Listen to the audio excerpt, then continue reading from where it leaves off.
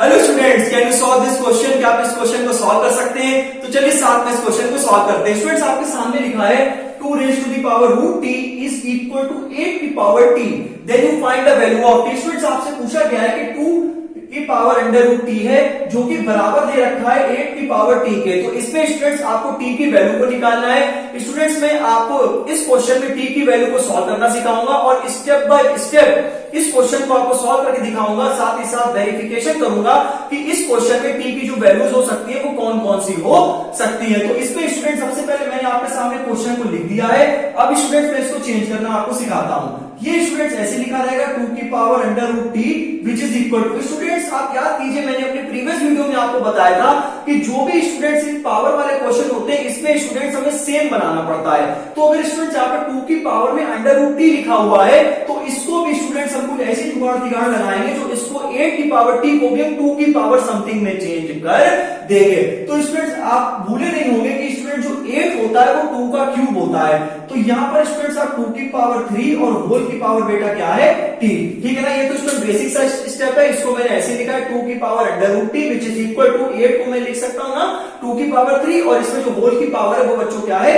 T है। अब students आप एक लॉ को याद करें कि a की पावर n की पावर n, अगर स्टूडेंट्स पावर के ऊपर पावर होती है तो वो क्या होती है? मल्टीप्लाई होती है। a की power m into n which is equal to a की पावर m। ठीक है ना? तो यहाँ पर पावर के ऊपर पावर है तो यहाँ पर क्या होगी स्टूडेंट? इसकी मल्टीप्लाई हो जाएगी। तो 2 की power under root t which is equal to 2 की पावर में बेटा 3t। अब देखो स्टूडेंट्स, मैंने आपसे क्या कहा था? बस अप्रोच को ध्यान रखो, कंसेप्ट को ध्यान रखो, आप हर क्वेश्चन को कर लोगे। अब देखो स्टूडेंट्स, स्टार्टिंग में मेरे पास क्या था? स्टार्टिंग में मेरे पास था 2 की power root t is equal to 8 की पावर टी, लेकिन अब मेरे पास क्या है? 2 की power under root t which is equal to 2 की पावर 3t। तो एक में स्टूडेंट्स 2 और 8, अब मेरे पास दोनों सेम आ गए। 2 भी इधर आ गया है और मेरे पास 2 भी इधर आ गया है। अब स्टूडेंट मैंने आपको बताया जो नीचे लिखा होता है इसको बेस कहते हैं और जो ऊपर लिखा होता है इसको क्या कहते हैं? पावर कहते हैं या फिर इंडेक्स कहते हैं। सिमिलरली ये बेस है और ये इंडेक्स है या फिर आप इसको कह सकते हैं ये पावर है। अब स्टूडेंट्स जब बेस सेम है तो पावर भी आपस में क्या हो जाएंगे? इक्वेट हो जाएंगे। तो यहां से स्टूडेंट्स रूट टी की वैल्यू क्या हो जाएगी? 3t हो जाएगी। स्टूडेंट्स एक बात बताओ, चाहे root T equal to 3t लिखे या फिर हम लिखे student 3t equal to root t, अब बात तो भाई मेरे एक ही है। अब एक तरफ रूट है तो हमें रूट हटाना है तो स्क्वायर कर दीजिए, स्क्वायरिंग ऑन बोथ साइड्स। तो 3t square is equal to root t का होल ऑफ स्क्वायर। सही है ना? 3 का स्क्वायर बच्चों 9 और t का square t square which is equal to t। ठीक है, यहां पर स्टूडेंट्स आप इसको सॉल्व कर सकते हैं। देखिए रूट से स्क्वायर कट जाएगा, अब इसको इधर ले आओ तो 9t square minus t which is equal to 0। सही है ना? यहां पर आप t बेटा कॉमन ले लीजिए, यहां पर बचेगा 90 माइनस 1 इज इक्वल टू 0। देखो यहां से मैंने t कॉमन लिया तो यहां पर तो t 2 बार है, जब एक बार बाहर आ गया तो एक बार बचेगा और 9 इसके साथ ऐसी माइनस का साइन ले रहा। अब t यहां पर कितनी बार है? एक बार है जो मैं बाहर ले चुका हूं। तो ये स्टूडेंट्स आपके सामने आ गया t 90 minus 1 is equal to 0। तो यहां से स्टूडेंट्स क्या होगा? आइदर या तो स्टूडेंट्स t 0 के बराबर होगा या फिर स्टूडेंट्स क्या होगा? 90 माइनस 1 इज इक्वल टू 0। देखो एक स्टूडेंट्स ये है कि t और एक ये है 90 माइनस 1, ये दोनों किसके बराबर है? 0 के बराबर है। जब दो क्वांटिटी 0 के बराबर है इसका मतलब पहली क्वांटिटी भी 0 के बराबर होगी, दूसरी क्वांटिटी भी 0 के बराबर होगी। तो यहां से स्टूडेंट 90 की वैल्यू 1 आ गई है which implies that the value of t is equal to 1/9 और एक यहां पर से हमें बच्चों t की वैल्यू क्या मिल गई है? 0 मिल गई है। तो स्टूडेंट इस क्वेश्चन में t के दो आंसर आए हैं। क्यों? क्योंकि यहां पर स्क्वायर है, स्क्वायर का मतलब होता है 2, तो इसलिए यहां पर 2 वैल्यूज है, t की वैल्यू 0 और t की वैल्यू 1/9। स्टूडेंट से दोनों ही वैल्यू ठीक है, ये दोनों ही वैल्यू करेक्ट है। अब मैं आपको इसका वेरिफिकेशन करके बताता हूं कि इनमें से कौन सी वैल्यू सही है। तो यहां पर मैंने लिखा है students 2 root t which is equal to 8 to the power t। तो स्टूडेंट्स आप सबसे पहले इस स्टेप में क्या करेंगे? t की वैल्यू को बेटा क्या लगाएंगे? t की वैल्यू को आप 0 लगाएंगे। तो यहां पर लिख दीजिए 2 0 विच इज इक्वल टू 8 की पावर 0। ठीक है ना? यहां पर आपने क्या लिखा? देखिए 2 पावर 0, तो यहां पर तो जो रूट 0 0 ही होता है, तो 2 की पावर 0 इज इक्वल टू, अगर आप यहां पर भी लिखेंगे तो भी स्टूडेंट्स कोई दिक्कत नहीं, क्योंकि किसी की पावर 0 कितना होता है? 1 होता है और 2 की पावर 0 हमेशा क्या होता है? 1। तो 1 बराबर क्या आ गया बच्चों आपका? यहाँ पर 1 आ गया। किसी की भी जो पावर होती है वो बच्चों 0 होती है, बस ये जो नंबर होना चाहिए रियल नंबर होना चाहिए। जैसे कि मैं आपको बताऊं स्टूडेंट 1 की पावर 0 1, 2 की पावर 0 1, 3 की पावर 0 1, ऐसे स्टूडेंट्स n की पावर 0 क्या हो जाएगी? 1 हो जाएगी। स्टूडेंट्स ऐसे ही आप क्या करेंगे? इसमें t की जगह क्या लगाएंगे? 1/9 लगाएंगे। तो अंडर रूट में स्टूडेंट्स आपने लगा दिया 1/9।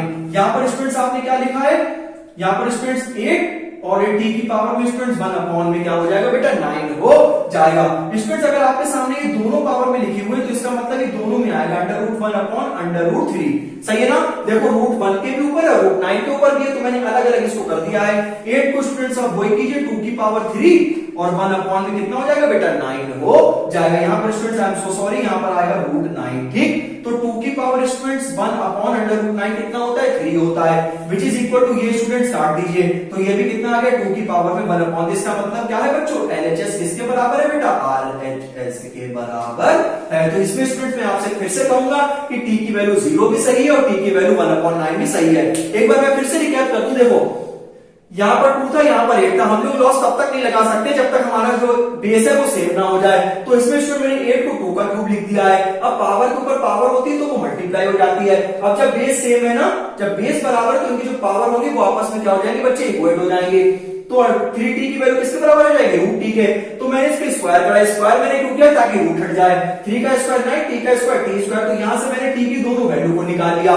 फिर यहाँ पे मैंने 0 रखा, मैंने देखा 2 की पावर 0 भी 1 होता है और 8 की पावर 0 भी कितना होता है बच्चों 1 होता है। यहाँ पर क्या लिख सकते थे 8 को 2 क्यों लिख सकते थे, लेकिन कोई जरूरत नहीं, हमें मालूम है कि किसी पावर 0 1 होता है, बस यहाँ पे जो n है वो क्या होना चाहिए, रियल नंबर होना चाहिए। फिर मैंने स्टूडेंट 2 की पावर 1 अपॉन 9 लगाया तो इसमें √1 तो स्टूडेंट 1 ही होता है और इसमें जो √9 है, देखो जो √9 है वो स्टूडेंट हम क्या लिख सकते हैं √3 इंटू 3। तो जो 3 बार मतलब स्क्वायर में 2 बार होता है तो 2 बार अगर लिखा है तो 1 बार बाहर आएगा। ऐसे ही स्टूडेंट्स आप देखो 3 से 9 कट जाएगा, 2 की पावर 1 अपॉन 3, तो ये दोनों आपस में स्टूडेंट क्या हो गए बराबर हो गए। तो इसमें स्टूडेंट मैंने स्टेप बाय स्टेप आपको सिर्फ इस क्वेश्चन का सॉल्यूशन नहीं बताया है, बल्कि मैंने आपको इस क्वेश्चन पे वेरिफिकेशन भी करके बताया। और मैथ्स का स्टूडेंट दूसरा नाम होता है वेरीफाई, कि स्टूडेंट्स आप अपने प्रत्येक क्वेश्चन को, चाहे वो कोई सा भी क्लास हो, आप अपने प्रत्येक क्वेश्चन को वेरीफाई कर सकते हैं लगे हाथों।